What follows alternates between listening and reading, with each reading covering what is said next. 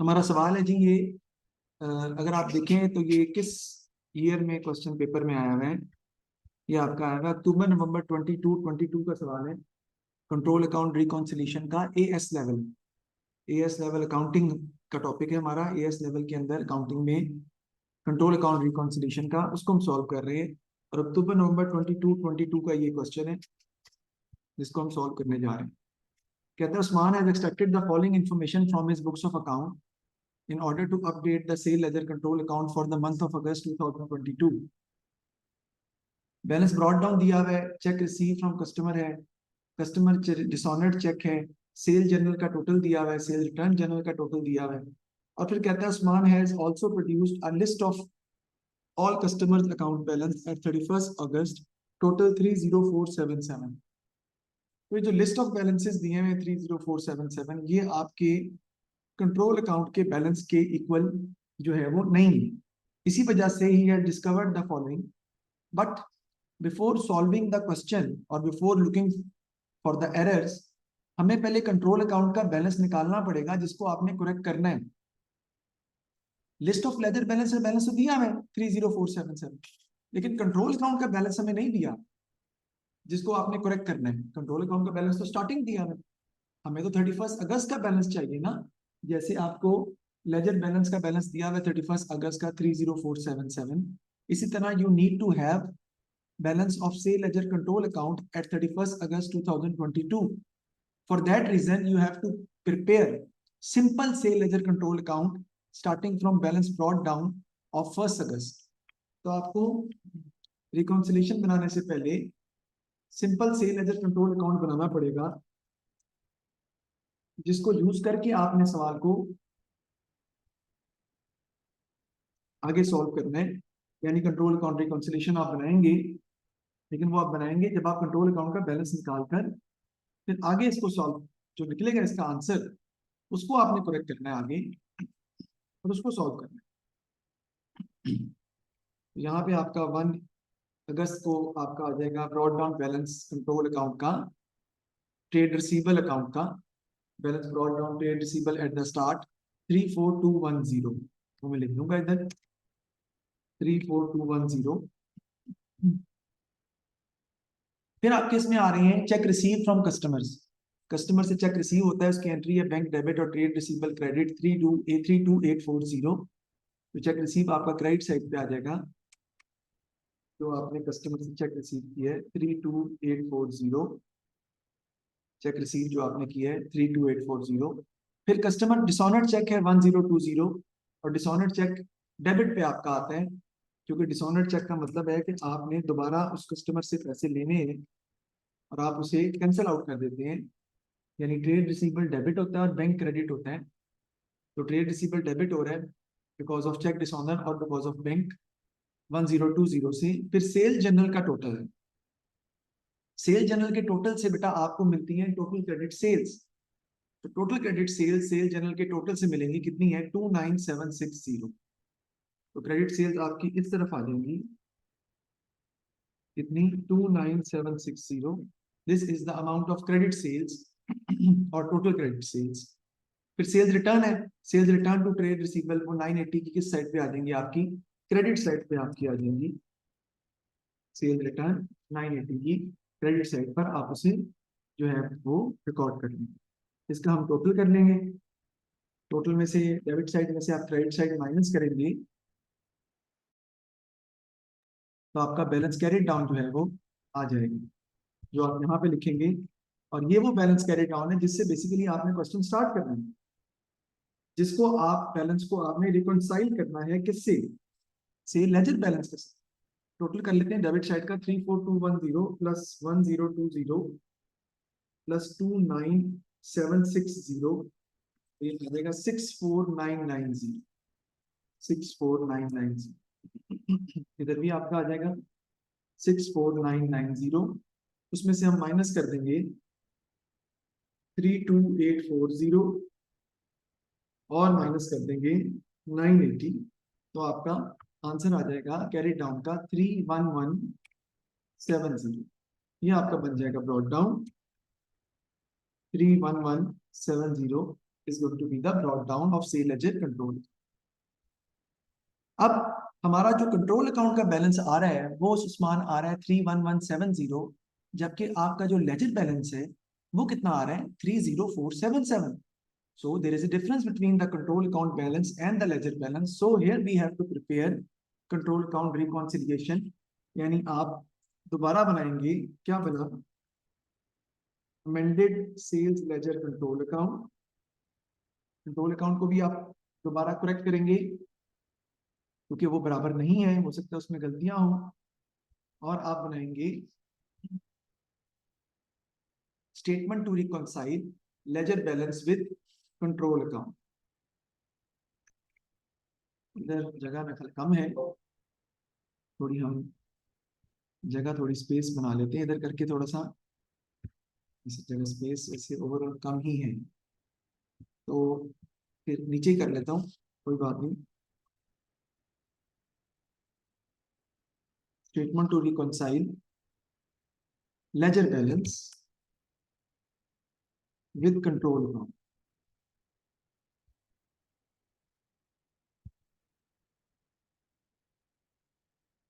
ठीक है जी. तो अब देखते हैं कि हमारा सेल लेजर बैलेंस कितना दिया है. बेटा सेल लेजर बैलेंस दिया हुआ है 30477. यहाँ पे आपका आ जाएगा सेल्स लेजर बैलेंस जो हमारा मौजूद है 30477, और सेल लेजर कंट्रोल अकाउंट का जो बैलेंस है वो भी हमें पता है, ब्रॉट डाउन जो हमने निकाला है अभी 31170. This is not equal to the balance we require.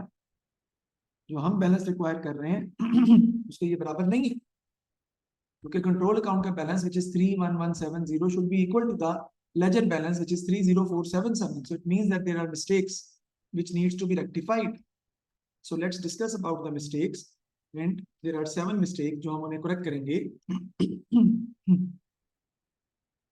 और हम बैलेंस को दोबारा रिकॉन्साइल करेंगे, दोबारा से उसे करेक्ट करेंगे. और करेक्ट करने का मतलब है कि ये दोनों बैलेंस जो है वो आपस में क्या होने चाहिए बेटा, इक्वल होने चाहिए. इक्वल करने के लिए ही आपको ये इसको जो है वो डेवलप करना पड़ेगा या बनाना पड़ेगा सॉल्व करके. पढ़ते हैं जी. Total of sale journal had been overcast by 600. Sale journal का टोटल आपने ज्यादा लिख दिया है 600 से.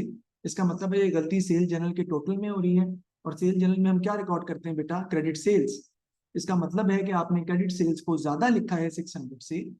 आपने एंट्री करते हैं ना ट्रेड रिसीवेबल टू सेल्स, तो आपने ट्रेड रिसीवेबल को ज्यादा डेबिट कर दिया है. तो अब आप उसे क्या करना पड़ेगा, टोटल में गलती है, सिर्फ कंट्रोल अकाउंट को अफेक्ट करेगी, और इसको हम ठीक कर लेंगे कैसे, सेल्स जर्नल ओवरकास्ट आपने कर दिया क्योंकि क्रेडिट सेल्स आपने डेबिट साइड पे ज्यादा रिकॉर्ड कर दी है. ओवरकास्ट का मतलब है ट्रेड रिसीवेबल को ज्यादा डेबिट कर दिया है, कितने से, 600 से. उसे आप क्रेडिट कर देंगे तो ऑटोमेटिकली करेक्ट हो जाएगा. फिर अजी discount allowed of 218 has been entered in the customer account but no entries had been made in the control account. ये तो बहुत ही सिंपल है. डिस्काउंट अलाउड था आपका इसकी वजह से ट्रेड रिसीवेबल डिक्रीज करते हैं, लेकिन आपने इंडिविजुअल कस्टमर अकाउंट में तो लिख दिया इसको, कंट्रोल अकाउंट में आपने डिस्काउंट अलाउड को नहीं लिखा. तो आप लिख देंगे बेटा, वेरी सिंपल, डिस्काउंट अलाउड आप लिख देंगे यहाँ पे 218 आपका आ जाएगा, जितना डिस्काउंट अलाउड था वो आपने रिकॉर्ड कर दिया. अ counter for 325 had been correctly entered in the both the customer's account and the supplier's account. कहते हैं जी कॉन्ट्रा था 325 का हमने कस्टमर के अकाउंट में सही लिख दिया है और सप्लायर के अकाउंट में भी सही लिख दिया, लेकिन सेल लेजर कंट्रोल अकाउंट में नहीं लिखा. तो कॉन्ट्रा तो वही है ना जो सेल लेजर कंट्रोल अकाउंट के अंदर भी लिखना होता है. उसने इंडिविजुअल कस्टमर्स और सप्लायर में तो लिख दिया है, लेकिन कंट्रोल अकाउंट्स में उसको रिकॉर्ड नहीं किया. तो 325 कॉन्ट्रा जो है वो कंट्रोल अकाउंट में आपको लिखना पड़ेगा, और उसकी वजह से आपके ट्रेड रिसीवेबल बेटा डिक्रीज होते हैं 325 से, तो आप उसे क्रेडिट कर देंगे. 325 से आपका ट्रेड रिसीवेबल डिक्रीज करेगा तो कॉन्ट्रा क्रेडिट साइड पे आएगा. A customer over payment of 65 had been repaid by cheque but no entries had been made in the books of account. एक कस्टमर ने गलती से हमें पैसे ज्यादा दे दिए थे, हमने उसको पेमेंट क्या कर दी बेटा, वापस कर दी. यानी जो उसको पेमेंट ज्यादा रिसीव हुई थी हमने उसको पे बैक कर दिए। कितना? उसकी एंट्री क्या होगी? ट्रेड रिसीवेबल टू बैंक, आप उसको पेमेंट कर देंगे कितनी? 65। कहता है आपने इसको बुक्स में रिकॉर्ड ही नहीं की, तो बुक्स में रिकॉर्ड नहीं किया इसका मतलब ये दोनों में आएगा। ठीक है जी। और कहाँ पे आएगा? दोनों में। डेफिनेटली ट्रेड रिसीवेबल डेबिट हो रहा है तो इस साइड पे आप रिकॉर्ड करेंगे। क्या बना? ओवर पेमेंट,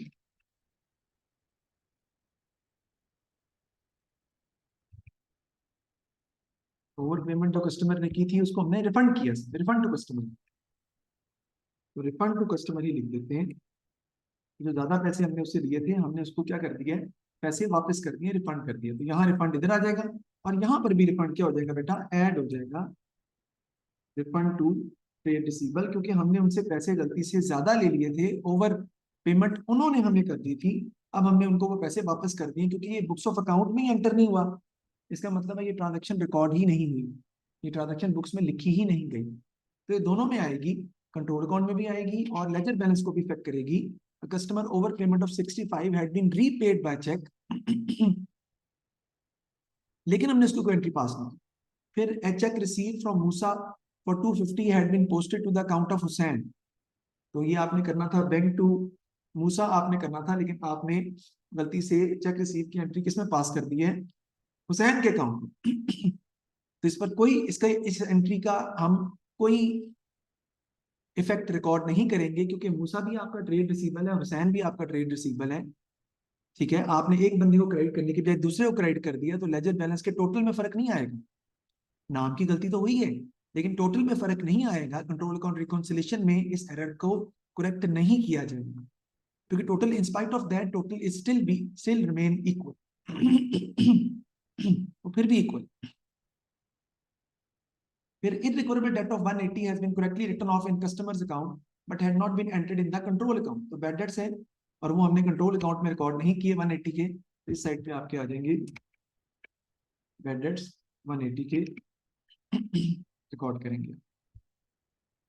फिर credit balance of 315 on a customer's account had been incorrectly entered as a debit balance in the list of customer account balance on 31st August 2022। ये मैं जरा समझाता हूँ आपको। बेटा एक ट्रेड रिसीवेबल था, उसका क्रेडिट बैलेंस था, एक बंदा था उसका क्रेडिट बैलेंस था 315 का, लेकिन हमने उसे क्या लिख दिया बेटा? Debit balance. यानी आपने 315 से क्या करना था? क्रेडिट, लेकिन आपने क्या कर दिया? 315 से डेबिट। अब आपको एक दफा क्रेडिट करना पड़ेगा 315 से, गलती दूर करने के लिए एक दफा दोबारा क्रेडिट करना पड़ेगा 315 से, डबल अमाउंट से आपको क्रेडिट करना पड़ेगा। और क्रेडिट करने का मतलब है कस्टमर के अकाउंट में गलती हुई है तो यहां से माइनस होगा। क्या बना? कस्टमर अकाउंट रॉन्गली डेबिटेड, गलती से हमने डेबिट कर दिया ना उसको। और अमाउंट कितनी आ जाएगी बेटा? 630, जो हमें क्या करनी पड़ेगी? यहाँ से माइनस करनी। That's it. इसका अब हम टोटल निकाल लेंगे और टोटल इनका भी कर लेंगे, और टोटल इनका कैरी डाउन जो है वो आपस में डेफिनेटली इक्वल आना चाहिए, तभी हमारा क्वेश्चन गलत सही है। अदरवाइज डेफिनेटली इसका मतलब है कि हमने कोई गलती क्वेश्चन में की होगी, अगर हमारा आंसर जो है वो करेक्ट नहीं आता।